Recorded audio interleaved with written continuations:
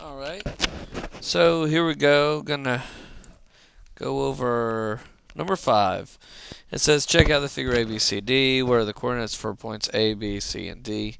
So let's do that right now. Point A, B, C, and D. Alright, so point A is negative 1, 2, 3, 4, 5, 6. Positive 1, 2, 3, 4, 5, 6, 7. So we've got negative 6, positive 7. B is going to be, well, this is 6, negative 7, 8, 9, 10, 11, negative 11. And it's the same height, so that's positive 7 as same height as point A. Now let's look at negative or point C. So it's going to be all the way back here as far back as point B, which is negative 11. And positive 1, 2, 3, 4, positive 4 for Y value. Now we look at D, negative 1, 2, 3, 4, 5, 6. Positive 1, 2, 3, 4, positive 4. Alright, there we go. So we're done with A. Got the coordinates. What are the coordinates for points A prime, B prime, C prime, D prime if you were to rotate the figure 90 degrees counterclockwise? Okay, now there's a whole bunch of different rules that you can memorize for the rotation. If you can memorize them, that's great. Now this is what I showed my students. I said that you can actually look into the future and see what that figure is going to look like after you rotate it 90 degrees. And I gave a story about what would you do if you could see into the future.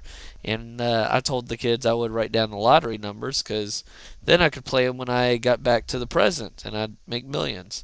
So what we're going to do is we're going to literally rotate this figure 90 degrees counterclockwise.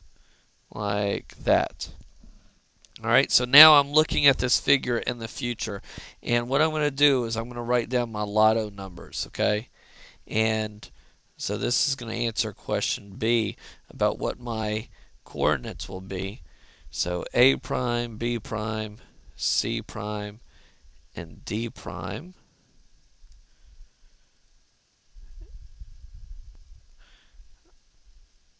Alright, and I'm going to write down these lottery numbers. A prime is going to be negative 1, 2, 3, 4, 5, 6, 7. Negative 7, negative 1, 2, 3, 4, 5, 6. So we've got negative 7, negative 6. And then B prime is going to, in the future, it's going to be negative 1, 2, 3, 4, 5, 6, 7. And then negative 1, 2, 3, 4, 5, 6, 7, 8, 9, 10, 11. So we got negative 7, negative 11. And then C prime is going to be negative 1, 2, 3, 4. And then negative 1, 2, 3, 4, 5, 6, 7, 8, 9, 10, 11.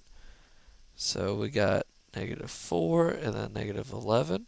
And then D prime in the future will be negative 1, 2, 3, 4. And then negative 1, 2, 3, 4, 5, 6.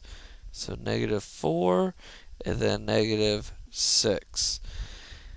Alright, so then what I would tell my kids is once they have their lottery numbers written down for the future, go ahead and come back to the present. So I got to turn my page back to the present. Alright, and then you would play the lottery numbers. You would graph these. And I guess I'll go ahead and do it just so you can see how this works. So A prime is negative 7, negative 6. So I go negative 1, 2, 3, 4, 5, 6, 7. Negative 1, 2, 3, 4, 5, 6. right there, so it's A prime. B prime is -7, -11, so -7 is all the way here. -1, 2, 3, 4, 5, 6, 7, 8, 9, 10, 11. So that's B prime. C prime is -4, -11, -1, 2, 3, 4, -1, 2, 3, 4, 5, 6, 7, 8, 9, 10, 11. C prime.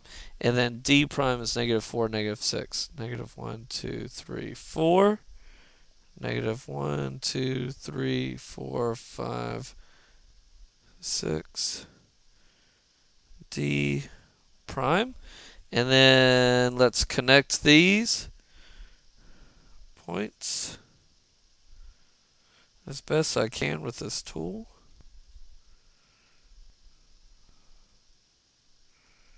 There you go. And so now it actually, you can kind of see how it looks like it was right here, and then it rotated the opposite of a clock and ended up down there. So you can kind of see what I'm talking about, how we looked into the future of what it was going to look like.